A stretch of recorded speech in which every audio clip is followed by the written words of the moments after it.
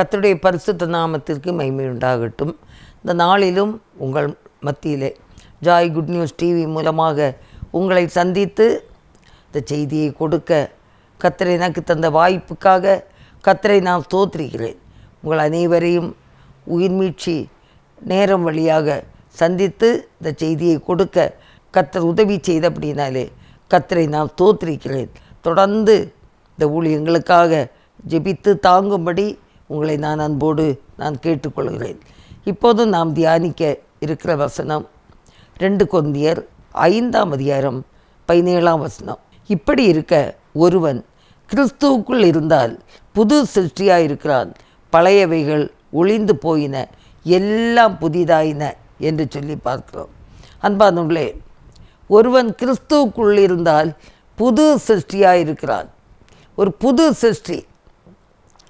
கிறிஸ்துவுக்குள் எப்படி நம்ம வர முடியும்? கிறிஸ்துவுக்குள் எப்படி வருவது? அன்பானவர்களே, யாராக இருந்தாலும் சரி, ஆண்டவருக்கு முதலிடம் கொடுத்து தேவனோடு உள்ள தொடர்பு, தேவனுக்கு நமக்கும் இருக்கிற தொடர்பு எப்படி வரும்? நாம் வேதத்தை வாசிக்கும்போது அந்த வேதத்தின் மூலமாக தேவன் நம்மோடு பேசுகிறார். நாம் ஜெபிக்கும்போது நாம் அவரோடு பேசுகிறோம். இப்படிப்பட்ட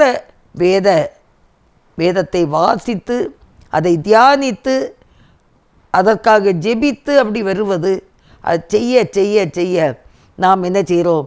தேவனோடு ஐக்கியப்படுகிறோம். அது மட்டும் இல்லை, நம்முடைய பழைய வாழ்க்கை மறைந்து புது சிருஷ்டியாக நாம் மாற்றப்படுகிறோம். அந்த புது சிருஷ்டியாக நாம் மாற வேண்டுமென்றால் தேவனோடு உள்ள ஒரு ஐக்கியம் நமக்கு கட்டாயம் இருக்கணும். இல்லைன்னா புது சிருஷ்டியாக முடியாது. பைபிளை எடுத்துகிட்டு சர்ச்சுக்கு போகிறோம், சரிதானே? சர்ச்சுக்கு போயிட்டு அங்கே கர்த்தரை உண்மையிலேயே ஆராதிக்கிறோம், திரும்பி வரோம். வந்த உடனே ஏதாவது சீரியல், சாயங்காலம் ஒரு சினிமா, எப்படி தேவனோடு உள்ள ஐக்கியம் வளரும்? சீரியலுக்கும் சினிமாவுக்கும் நேரத்தை போக்காம அந்த நேரங்களை வேதத்தை எடுத்து வாசித்து தியானித்து பிள்ளைகளுக்கு நம்ம கற்றுக் கொடுத்து அப்படி செய்யும்போது நாம் புது சிருஷ்டியாக மாற்றப்படுகிறோம். வேத வசனங்களாலே நாம் பிரகாசிக்கப்படுகிறோம். தேவ வசனத்தினாலே அவர் நமக்கு வெளிச்சத்தை காட்டுகிறார், வெளிச்சத்திலே நடக்க வைக்கிறார். ஏன்னா வேதம் நம்முடைய கால்களுக்கு தீபமும் பாதைக்கு வெளிச்சமாக இருக்கிறது. அன்பானவர்களே, அந்த பாதைக்கு வெளிச்சம் தருகிற வேதத்தை நாம் விடாமல் வாசிக்க வேணும். வீணான சிந்தனைகள், நடக்கக்கூடாத காரியங்களை எல்லாம் நடக்கிற மாதிரி அப்படி சிந்தித்து ஆண்டவருக்கு சமூகத்தில் தேவைகள் சந்திக்கப்படும். நம்ம ஜெபிக்கும்போது ஆண்டவர் நிச்சயமாக செய்வார். சின்ன காரியமானாலும் பெரிய காரியமானாலும் கர்த்தருடைய கரங்களில் விட்டு விடுவோம். ஆண்டவரை சார்ந்து ஜீவிப்போம். பிதாவோடும் நமக்கும் ஒரு ஐக்கியத்தை உண்டு பண்ண வேண்டும் என்று சொல்லிதான் மத்தியஸ்தராக இயேசு கிறிஸ்து இந்த உலகத்தில் பிறந்து வளர்ந்து பிதாவோடு உள்ள ஐக்கியத்தை புதுப்பிக்கும்படியாக தன்னையே ஜீவ பலியாக ஒப்பு கொடுத்தார் என்று சொல்லி பார்க்கிறோம். அந்த தேவனோடு, அந்த இயேசு கிறிஸ்துவோடு நாம் ஐக்கியப்படும்போது நமக்கு ஒரு புது பெலன், புது சிருஷ்டியாய் நாம் மாற்றப்படுகிறோம். இன்னுமாக நாம் பார்க்கிறோம் 2 கொரிந்தியர் 4:16. புறம்பான மனுஷனானது அழிந்தும் உள்ளான மனுஷனானது நாளுக்கு நாள் புதிதாக்கப்படுகிறது. பாருங்க அன்பானவர்களே, இந்த வேத வசனம்தான் புறம்பான மனுஷன் என்ன செய்கிறான்? நாளுக்கு நாள் அழிஞ்சு போகிறான். புறம்பான மனுஷன்னா என்னது? அழிந்து போகிறது என்னது? நம்ம ஆடை அலங்காரம் கர்த்தருக்கு பிரியமானதாக இருக்கணும். அடுத்தவியலை கவர்ச்சிக்கிறது மாதிரி இருக்கக்கூடாது. புரியோன்னு நினைக்கிறேன். அதுக்காக நான் ஒயிட் சாரி கட்டியிருக்கேன், எல்லோரும் ஒயிட்டு தான் கட்டணும்.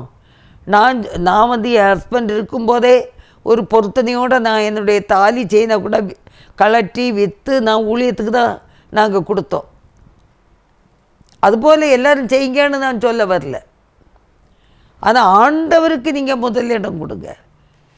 கலர் சேலை கட்டினா என்ன, பூ போட்ட சேரீ கட்டுனா என்ன, ஒரு பிரச்சனையும் இல்லை. கர்த்தர் சொன்னால் செய்யுங்க. ஆண்டவர் என்கிட்ட சொன்னனால நான் செய்தேன். அவர் எனக்கு சொல்லாமல் நான் செய்யவே இல்லை. என்னுடைய சுயத்தில் நான் எதையுமே செய்யலை. பொருத்தனை பண்ணியிருந்தேன்.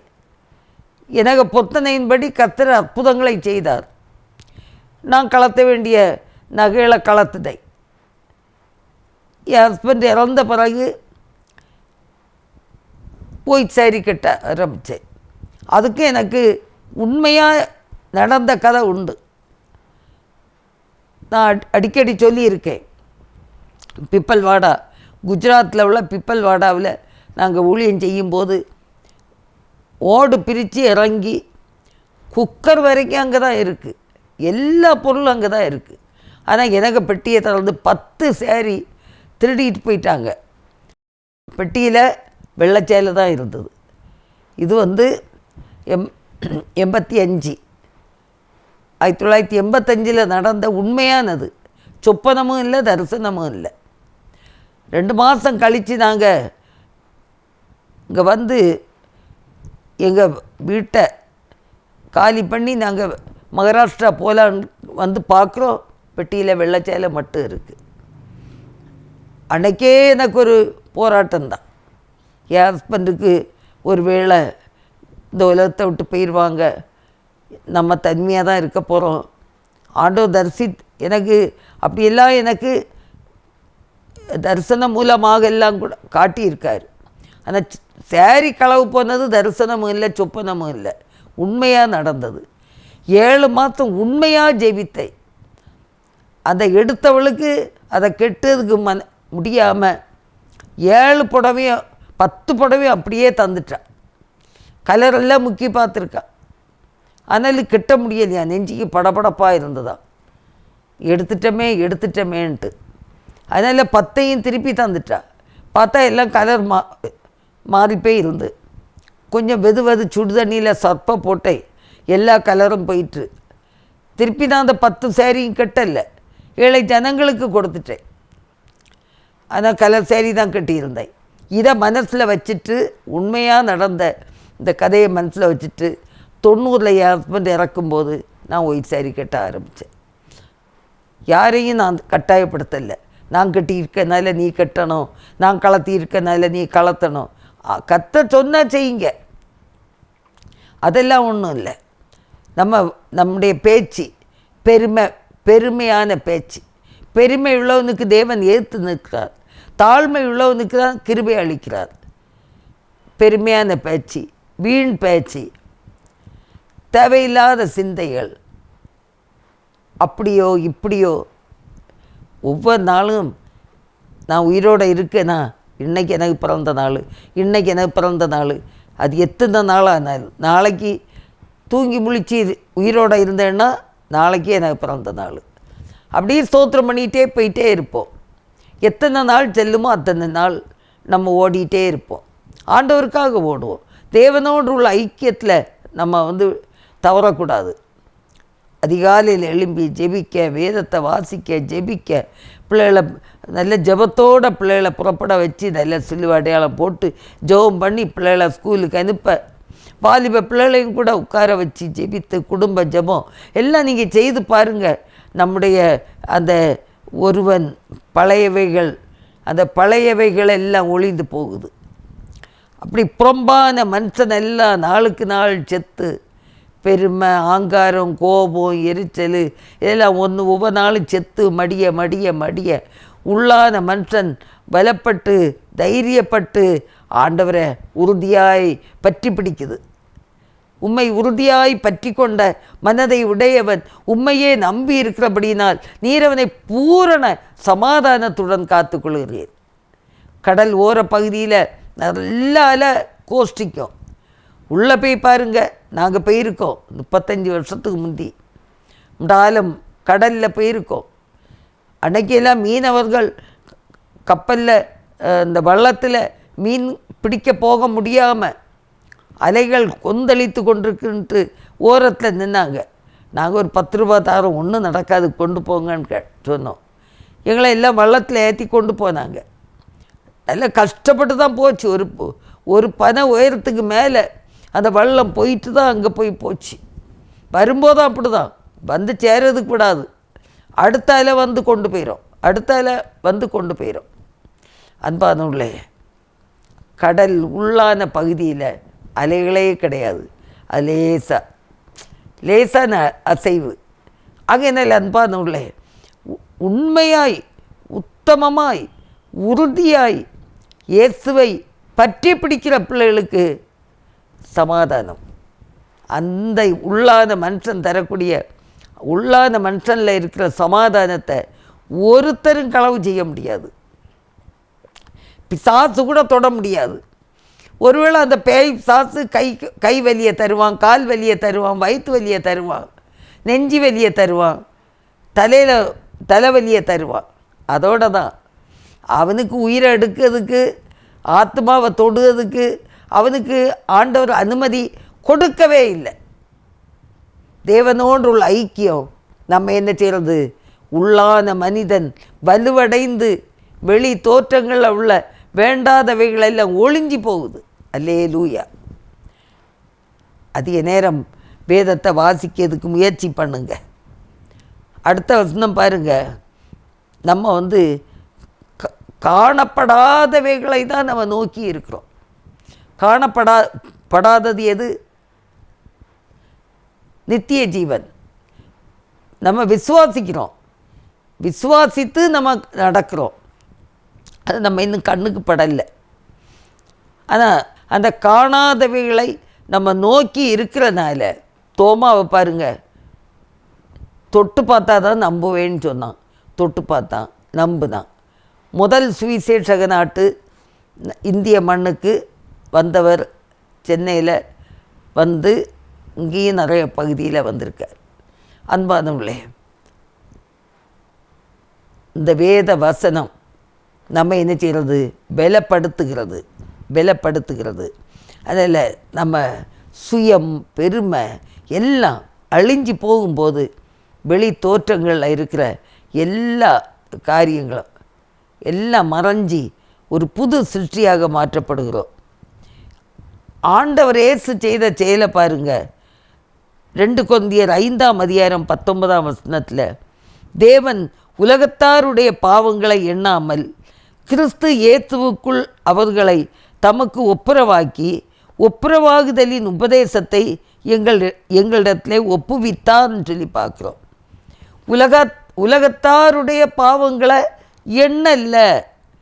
எண்ணாமல், நம்முடைய பாவத்தை எல்லாம் எண்ணுனா வைக்கிறதுக்கு இடமே இருக்காது.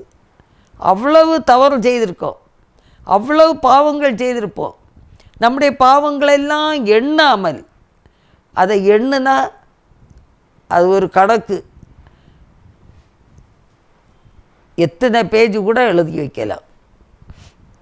ஆனால் நம்முடைய பாவத்தை அவர் எண்ணாமல் நமக்காக தாழ்மையின் கோலத்தில் பிறந்து தாழ்மையாக வளர்ந்து சிலுவையின் மரண பரியந்தம் அவர் தம்மை தாழ்த்தினார் என்று சொல்லி பார்க்கிறோம். அந்த கிறிஸ்து இயேசுவில் இருந்த சிந்தை நமக்குள்ளே வர வேண்டும். அந்த இயேசு கிறிஸ்துவில் இருந்த அந்த சிந்தை வரும்போது நம்முடைய உள்ளான மனுஷன் வலுவடைகிறாள். அப்புறம் என்ன வந்தாலும், மரணமே வந்தாலும் பயப்பட தேவையில்லை. 6லும் சாவு, 100லும் சாவு. எல்லாத்துக்கும் ஆயத்தமாக இருக்கணும். அன்பானவர்களே, ஒருபோதும் சோர்ந்து போகாதுங்க. உள்ளத்தின் ஆழத்தில் இப்பமே நீங்கள் சட்டம் கட்டி அந்த உள்ளான மனிதன் வலுவடையணும்னு சொல்லி ஜெபம் பண்ணிடுங்க. என்ன நடக்கும்னு தெரியாது. அமெரிக்கா தெரியாமலே பாருங்கள் 10-15 நாளாக காட்டு தீனால் அங்கே பில்டிங் எல்லாம் அழிஞ்சிட்டு ஜனங்கள் ஓடி எத்தனை பேர் எங்கே போய் இருக்க முடியும்? யோசித்து பாருங்கள், எவ்வளோ வேதனையான ஒரு சூழ்நிலை. ஒருவேளை அங்கே எத்தனை பேர் மரித்தவங்க கர்த்தருக்குள்ளே மரித்தாங்களா, கர்த்தருக்கு வெளியே மரித்தாங்களா தெரியாது. அவர் ஒருவர் அறிவார். நம்ம ஆயத்தமாக இருந்தோன்னா அந்த கன்னிகைகள் 10 பேர் போனாங்க திருமண காரியங்களுக்கு. அதில் 5 பேர் நல்ல புத்தி உள்ளவங்க, கொஞ்சம் பாட்டிலில் எக்ஸ்ட்ரா கொஞ்சம் எண்ணெயை எடுத்து வச்சுக்கிட்டாங்க. 5 பேர் விளக்கில் உள்ள எண்ணெயை மட்டும்தான். அன்பானவர்களே, அங்கே போனாங்க. மணவாளன் வர தாமதித்தது. எல்லாரும் இருந்து பார்த்தாங்க. தூக்க மயக்கம், தூங்கிட்டாங்க. நடு ராத்திரியில் சத்தம் கேட்டது. எல்லாரும் 10 பேர் எழும்பிட்டாங்க. ஒருத்தர் தூக்கத்தை விரும்பலை. சத்தம் கேட்டவுடன் 10 பேர் எழும்பினாங்க. அந்த 5 பேர் அந்த விளக்கு எரியன்ட்டு எக்ஸ்ட்ரா எண்ணெயை தூக்கி ஊற்றி பற்ற வச்சிட்டாங்க. அந்த மற்ற 5 பேர் கொண்டு வராதவங்க எங்களுக்கு கொஞ்சம் தாங்க, நாங்கள் உங்களுக்கு தந்தால் எங்களுக்கும் பத்தாமல் போயிடும், நீங்கள் போய் கடையில் போய் வாங்குங்க. கடைசி நேரத்தில் கடைக்கு போனாலும் நடக்காது. அங்கே போயிட்டு வர்றதுக்குள்ளே மணவாளன் வந்தாச்சு. ஆயத்தமாக இருந்தவங்க உள்ளே போயாச்சு. நம்ம வாழ்க்கையில் எப்படி வரக்கூடாது, எப்போதுமே ஆயத்தமாக இருப்போம். எண்ணெய் என்பது ஒரு அபிஷேகத்தை குறிக்கிறது, தேவ அபிஷேகம். நம்ம பரிசுத்த ஆவியானவரை நம்ம இருதயத்தில் நாம் வைத்து அந்த பரிசுத்த ஆவியின் அபிஷேகத்தாலே நாம் நிறையப்படுகிற நேரத்தில் உலகத்தில் உள்ள எந்த பொல்லாப்பும் நம்மை ஆட்கொள்ளவே கொள்ளாது. ஏன்னா நமக்குள்ளே இருக்கிறது ஆவியானவர். அவர் நம்மை போதித்து நடத்துவார். போகாத, அங்கே போகாத, இங்கே போ, அழகாக போதித்து நடத்துவார். பாவத்தை குறித்தும் நியாயத்தை குறித்தும் கண்டித்து உணர்த்துகிறவர். அது மட்டும் இல்லை, நாம் மறந்திருந்தாலும் அந்த பரிசுத்த ஆவியானவர் நினைப்பூட்டுகிறவர். இதுக்கெல்லாம் வசனம் இருக்குது, ஆனால் இப்போ எடுக்க நேரம் இல்லை. அன்பானவர்களே, அப்படிப்பட்ட ஆவியானவரை நாம் நம்ம மனசில் ஏற்றுக்கொண்டு ஆவியின் அபிஷேகத்தாலே நிறைந்திருக்கும்போது யாரும் நம்மளை ஏமாற்ற முடியாது. நம்ம ஏமாறவும் மாட்டோம். அதுக்கு ஆண்டவர் விடவே மாட்டார். அல்லேலூயா, அல்லேலூயா. அன்பானவர்களே, உலகத்தாருடைய பாவங்களை அவர் எண்ணாமல் இயேசுவுக்குள் அவர்களை தமக்கு ஒப்புரவாக்குதலின் உபதேசத்தை எங்களிடத்திலே ஒப்புவித்தார் என்று சொல்லி பார்க்கிறோம். இந்த 2 கொரிந்தியர் 5ஆம் அதிகாரம் 19ஆம் வசனம். உலகத்தாருடைய பாவத்தை எண்ணாமல், அப்படி அவர் எண்ண போனால் எவ்வளவு இருக்கும் யோசித்து பாருங்க. யார் ரட்சிக்கப்படக்கூடும்? ஒருத்தரும் ரட்சிக்கப்பட முடியாது. ஆனால் உலகத்தாருடைய பாவத்தை அவர் கண்டுக்கிடாமல் இந்த உலகத்தில் பிறந்து தியாகத்தோடு சிலுவையின் மரணத்துக்கு தன்னை அர்ப்பணித்து இரத்தம் சிந்தி மரித்து அடக்கம் பண்ணப்பட்டு 3ஆம் நாள் உயிர்த்தெழுந்து இன்று உயிரோடு இருந்து அசைவாடுகிறார், நம் மத்தியில் இருக்கிறார். அன்பானவர்களே, அப்படிப்பட்ட ஒரு தெய்வம். அது மட்டும் இல்லை, அடுத்த வசனம் பாருங்கள், 2 கொரிந்தியர் 5:18. அதுக்கு முந்தின வசனம், இவையெல்லாம் தேவனாலே உண்டாயிருக்கிறது, அவர் இயேசு கிறிஸ்துவை கொண்டு நம்மை தம்மோட ஒப்புரவாக்குதலின் ஊழியத்தை எங்களுக்கு ஒப்பு கொடுத்தார். முதலாவது என்ன பார்த்தோம்? ஒப்புரவாகுதலின் உபதேசத்தை எங்களிடத்திலே தந்தார். இப்போ ஒப்புரவாக்குதலின் ஊழியத்தை எங்களுக்கு தந்திருக்கிறார். சிலுவையின் மரணம், சிலுவையின் மரணம். உலகத்தாருடைய பாவத்தை எண்ணாமல் அப்படி எண்ணினார்னா ஒருத்தர் கூட பரலோகராஜ்யத்துக்கு போக முடியாது, நித்திய ஜீவனுக்குள்ளே போக முடியாது. எல்லாரையும் கர்த்தர் அவருடைய பரிசுத்த இரத்தத்தினாலே சுத்திகரித்து கழுவி அவருடைய பிள்ளையாக நம்ம மாற்றி இருக்கிறார். அன்பானுள்ள இந்த கடைசி காலத்தில் வைக்கப்பட்டிருக்கிறோம். நம்ம கர்த்தருக்கு பிரியமான ஒரு வாழ்க்கை வாழ நம்மை ஒப்பு கொடுக்க வேண்டும். கர்த்தருக்கு சித்தம் நம்ம செய்ய வேண்டும். ஒவ்வொரு நாளும் தேவ சித்தம் செய்ய வேண்டும். தேவ சித்தம்னு சொல்லும்போது நாம் பரிசுத்தமாக இருக்க வேண்டும் என்பது அவருடைய சித்தமாக இருக்கிறது. எந்த சூழ்நிலையிலும் ஆண்டவரை துதிக்க வேண்டும் என்று சொல்லும்போது அது தேவ சித்தமாக இருக்கிறது. எல்லாருக்காகவும் விண்ணப்பங்களையும் வேண்டுதல்களையும் ஏறெடுக்க வேண்டும் என்று சொல்வது அவருக்கு சித்தமாக இருக்கிறது. எல்லாரும் ரட்சிக்கப்பட வேண்டும். எல்லாருடைய ஆத்மாவும் மீட்கப்பட வேண்டும். எல்லாரும் கர்த்தரையே துதித்து ஆராதிக்க வேண்டும். பரிசுத்தமான ஒரு வாழ்க்கை வாழ வேண்டும் என்று கர்த்தர் விரும்புகிறார். ஆகையினால தான் உலகத்தாருடைய பாவத்தை எண்ணாமல் அவர் தன்னையே தியாக பலியாக ஒப்பு கொடுத்தார் என்று சொல்லி பார்க்கிறோம். அன்பானவர்களே, இந்த கடைசி காலத்தில் நாம் வைக்கப்பட்டிருக்கிறதுனால இந்த பார்க்கும்போது 2 தீமோத்தேயு 3ஆம் அதிகாரம் 1-3 வரை இந்த வசனங்களை நாம் பார்க்கும்போது அங்கே 19 விதமான பாவங்கள், அதில் ஒன்று சொல்லுகிறேன்.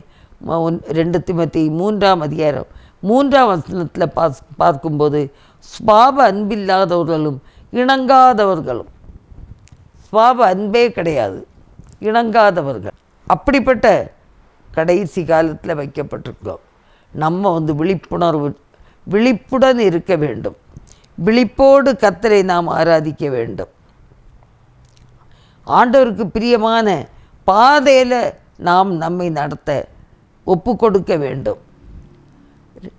2 பேதுரு 1:3-7 வரை பார்க்கும்போது தம்முடைய மகிமையினாலும் காருண்யத்தினாலும் நம்மை அழைத்தவரை அறிகிற அறிவினாலே ஜீவனுக்கும் தேவ பக்திக்கும் வேண்டிய யாவற்றையும் அவருடைய திவ்ய வல்லமையானது நமக்கு தந்தள்ளினது என்று பார்க்கிறோம்.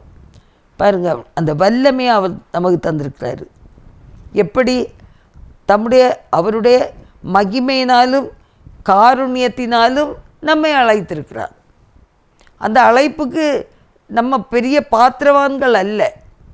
ஆனால் அவருடைய மகிமையினாலும் காருண்யத்தினாலும் நம்மை அழைத்து அந்த புதிய ஜீவனை தந்து தேவ பக்தியோடு நாம் வளர வேண்டும், வாழ வேண்டும், அநேகரை நீதிக்குட்படுத்த வேண்டும். அது கர்த்தருடைய விருப்பம். அதற்கு நாம் கீழ்ப்படிந்து நடக்க நேரத்தில் கர்த்தர் உதவி செய்வார், அதிசயங்களை செய்வார், அற்புதங்களை செய்வார். ஆண்டவருடைய அன்பு கரங்களில் நம்மை ஒப்பு கொடுப்போம். நம்மை அழைத்தவர் உண்மை உள்ளவர்.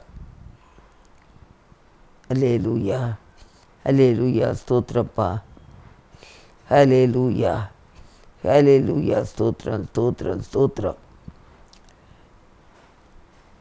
எங்கள் அன்பின் ஆண்டவரே, இந்த வேளையிலும் என்னோடு இணைந்து ஜெபிக்கிற பிள்ளைகள் ஒவ்வொருத்தரையும் ஆண்டவரே, உள்ளான மனிதன் வலுவடைய ஜெபிக்கிறோம். உள்ளான மனிதன் பலப்படட்டும். ஆண்டவரே, உமது கிருபை தாங்கட்டும். இந்த வழி நடத்தல் கூட இருக்கட்டும். ஆண்டவரே, நீங்கள் ஆசீர்வதிங்க ஆண்டவரே. என்னோடு ஜெபிக்கிற பிள்ளைகள் எல்லாரையும் கர்த்தரை ஆசீர்வதிக்கும்படியாக ஜெபிக்கிறோம். ஆண்டவரே, யார் எங்கிருந்தெல்லாம் உம்மை நோக்கி பார்க்கிறார்களோ அவங்களுடைய வாழ்வில் ஒரு அதிசயத்தை காண செய்வீராக, அற்புதங்களை காண செய்வீராக. வியாதியோடு வேதனையோடு இருக்கிற பிள்ளைகளுக்கு இயேசுவின் நாமத்தில் ஒரு சுகம் உண்டாகட்டும். சத்ரு போராட்டத்தில் யாராவது போராடி கொண்டிருந்தாலும் இயேசுவின் நாமத்தில் எல்லா சத்ருவின் கிரியைகளும் அழிக்கப்பட்டு போகட்டும். குடும்பங்களை நீர் ஆசீர்வதிங்க. சத்தியத்தை கேட்கிற பிள்ளைகளை ஆண்டவரே சத்தியத்தால் அவர்களை விடுவித்தரலும். சத்தியம் உங்களை விடுதலை செய்யும். சத்தியம்னா வேத புஸ்தகம். வேதத்தை எவ்வளவுக்கு நீங்கள் வாசித்து தியானிக்கிறீங்களோ அவ்வளவுக்கு உங்களுடைய உள்ளான மனிதன் வலுவடைஞ்சி பலனடைந்து அந்த வெளி தோற்றங்களில் இருக்கிற வேண்டாதவைகள் எல்லாம் அழிஞ்சு போகும். கர்த்தருக்கு பிரியமான சிந்தையோடு கர்த்தருக்கு பிரியமான வாழ்க்கை வாழ நம்மை ஒப்பு கொடுப்போம். கர்த்தர் பெரிய காரியங்களை செய்வார். கர்த்தர் தாமே உங்களை ஆசீர்வதிப்பாராக. ஆமென்.